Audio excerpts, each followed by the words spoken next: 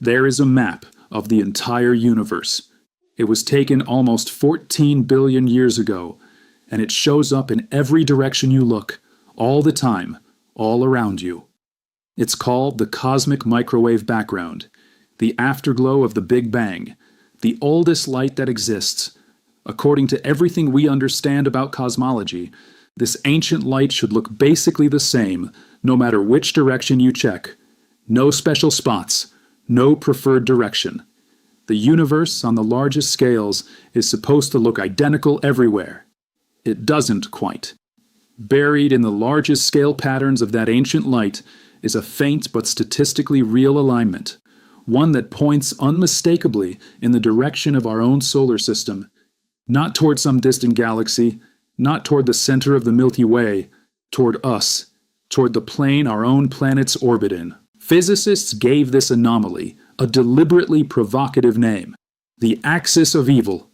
2 decades after it was first identified, nobody has fully explained why it's there, or fully proven that it isn't just an extraordinarily unlucky coincidence. This is Deep Space Declassified. New classified file every week. Subscribe before we go further. Let's get into it.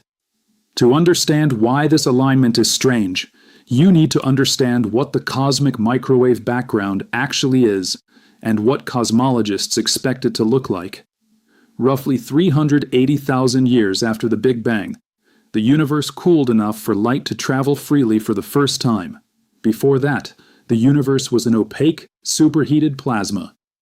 The light released at that moment has been traveling ever since, stretched by billions of years of cosmic expansion into faint microwave radiation, arriving from every direction in the sky simultaneously. It is, quite literally, the oldest photograph of the universe that will ever exist. That photograph isn't perfectly smooth. It has extremely faint temperature variations, differences of only a few millionths of a degree, that map out the seeds of everything that would eventually become galaxies and galaxy clusters. Cosmologists analyze the pattern of those tiny variations, using mathematical tools that break the whole sky map down into different scales, the way a piece of music can be broken down into individual notes and harmonics.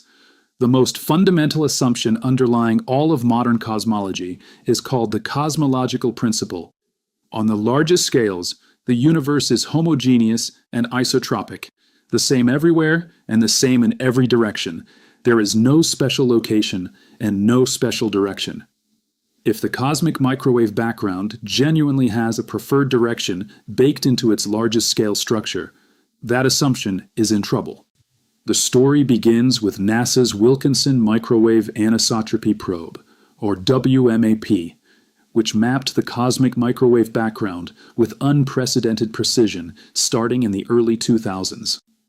When physicists Kate Land and João Maguijo analyzed WMAP's data in 2005, they focused on the 2 largest, broadest patterns in the sky map, called the Quadrupole and the Octupole, the lowest and simplest ways the temperature variations can be decomposed across the whole sky. In a perfectly isotropic universe, these large-scale patterns should point in essentially random, unrelated directions. They didn't. Land and Maguijo found that the quadrupole and octupole were aligned with each other.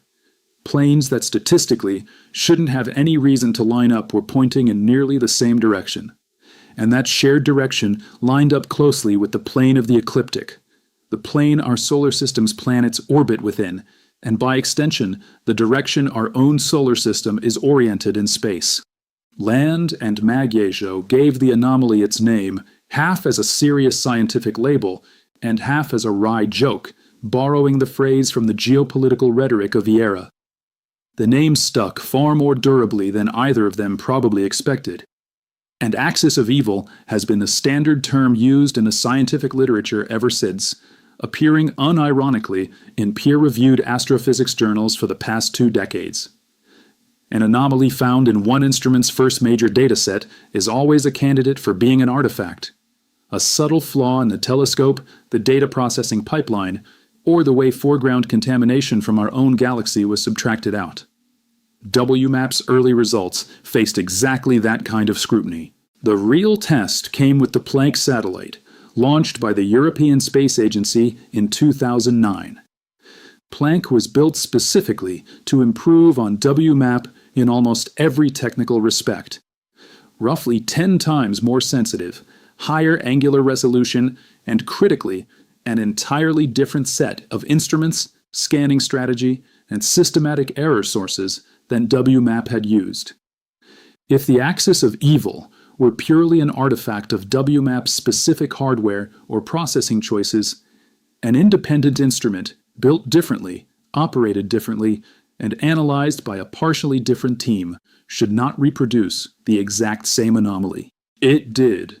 When Planck's full sky data was analyzed, the same quadrupole-octupole alignment showed up again, in essentially the same direction.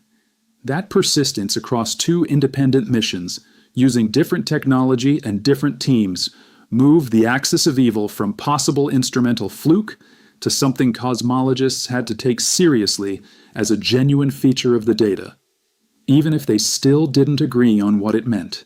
Confirming that the pattern is real doesn't settle what's causing it, and this is where the field genuinely splits. The most conservative explanation is a statistical fluke. With only one observable universe and one CMB sky map to analyze, cosmologists are, in a strict sense, working with a sample size of 1 for these largest scale features.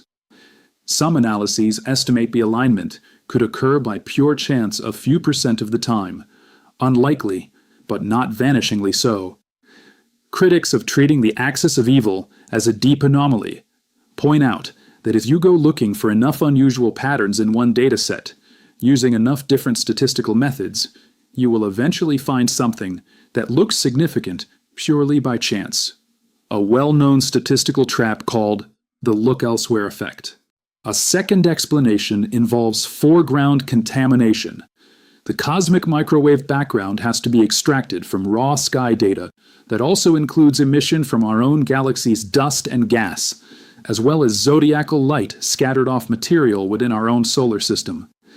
If that foreground subtraction is even slightly imperfect, it could leave behind a residual signal that happens to be aligned with our solar system's plane. Not because the actual CMB has a preferred direction, but because the leftover contamination does. A third camp takes the anomaly at face value, treating it as a genuine signal that current cosmology cannot yet explain, potentially pointing toward new physics in the very early universe, an unusual global geometry, or some other departure from the standard model's assumptions. The disagreement isn't just about interpretation. It extends to whether the anomaly is even statistically significant in the first place, and that disagreement has played out in the peer-reviewed literature for 2 decades. A widely cited 2016 study compared isotropic and anisotropic cosmological models directly against both WMAP and Planck data, and found no statistically compelling evidence that the universe itself is anisotropic, arguing that once you carefully account for the specific way the anomaly was originally identified, the significance mostly evaporates. Other researchers, examining the same data with different statistical frameworks, continue to argue the alignment is real and meaningful, and that dismissing it requires assumptions about what counts as a fair test that are themselves debatable. One review of the broader debate summarized the situation as an uneasy middle ground between anomaly and artifact. Not confidently one, not confidently the other, years after the data was first collected. This is a genuinely unusual situation in physics. Not a disagreement about what the data shows, since both camps are looking at essentially the same maps from WMAP and Planck. It's a disagreement about how to correctly judge statistical significance for a one-of-a-kind dataset. A deep, genuinely unresolved question in the philosophy of how science tests unlikely-looking patterns when there's only one universe to observe. The axis of evil isn't the only strange feature buried in the cosmic microwave background. It has a sibling anomaly discovered around the same time, using the same WMAP and Planck data, the CMB Cold Spot. The cold spot is a specific, unusually large region of the sky where the cosmic microwave background is measurably cooler than the surrounding average. First flagged in WMAP data and confirmed by Planck, sitting apart from the general pattern of small, random fluctuations that make up the rest of the map. Explanations for the cold spot range from the relatively mundane, an especially large void along that line of sight, whose gravity subtly cools the light passing through it, to considerably more exotic proposals, including the idea that it could be a bruise left over from an early universe collision with another region of spacetime, under certain multiverse models. Most cosmologists favor the more conservative explanations, but the cold spot, like the axis of evil, remains formally unresolved. Taken together, the axis of evil and the cold spot represent the two most persistent, most independently confirmed anomalies in the CMB, both surviving the transition from WMAP to Planck, both still lacking a fully agreed-upon explanation 2 decades after their initial discovery. It's worth being precise about why physicists take an anomaly like this seriously, even at a modest statistical significance, rather than simply shrugging it off. The cosmological principle, the assumption that the universe looks the same in every direction and from every location, isn't just a convenient simplification. It's the load-bearing assumption underneath essentially every calculation in modern cosmology, from the expansion rate of the universe, to the abundance of dark matter, to the age of the cosmos itself.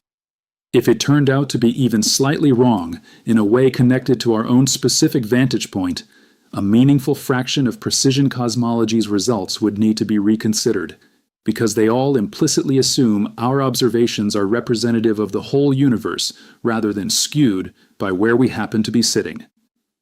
That's what makes the specific direction of the axis of evil so uncomfortable for cosmologists, regardless of which camp they're in. A generic anomaly pointing in some random direction would be easier to write off as coincidence.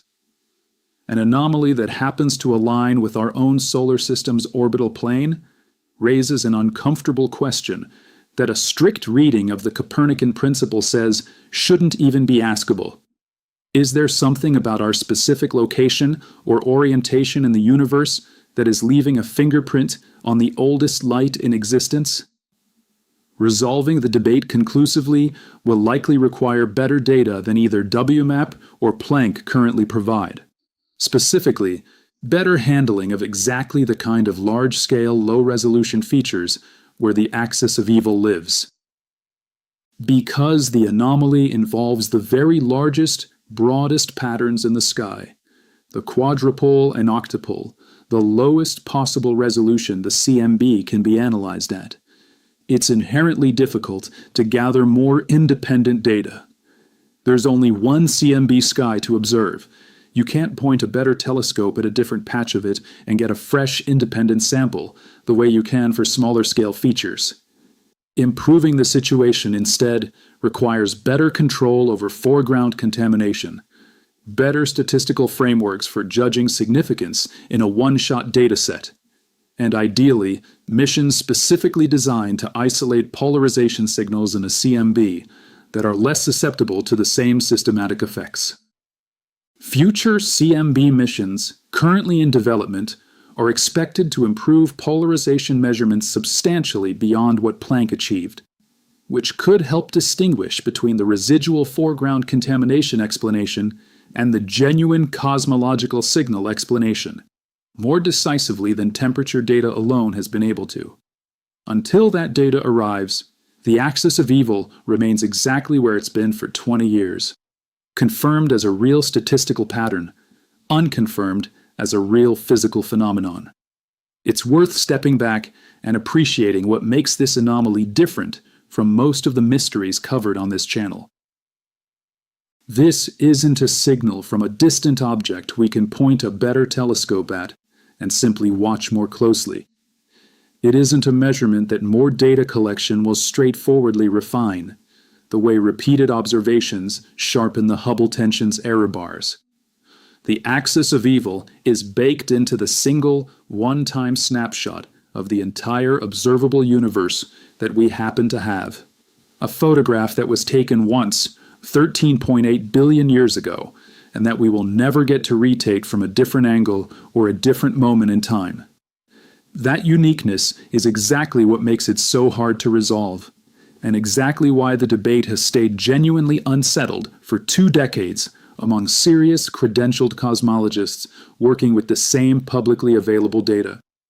It isn't a fringe claim being dismissed by the mainstream. It's a persistent, peer-reviewed anomaly that the mainstream itself cannot fully explain away or fully confirm. Somewhere in the oldest light in the universe, the afterglow of an event that happened 13.8 billion years ago, there is a faint, repeatedly confirmed pattern that points, of all directions it could conceivably point, toward our own solar system. It might be an extraordinarily unlucky statistical coincidence, the kind of pattern you'd eventually find in any single finite dataset if you looked hard enough. It might be a subtle, still unidentified flaw in how we subtract the light of our own galaxy and solar system out of the picture. Or it might be the first hint of something genuinely strange about the universe's largest scale structure, or about our place within it. 2 decades of scrutiny, using 2 independent satellite missions and dozens of competing statistical analyses, have not settled which of those it is. The axis of evil remains exactly what it was when it was first named, real enough to survive an independent instrument built from scratch, and strange enough that nobody has been able to fully explain why it's pointing at us. What do you think the axis of evil actually is? Leave your theory in the comments, and subscribe, because the next classified file goes up in a week.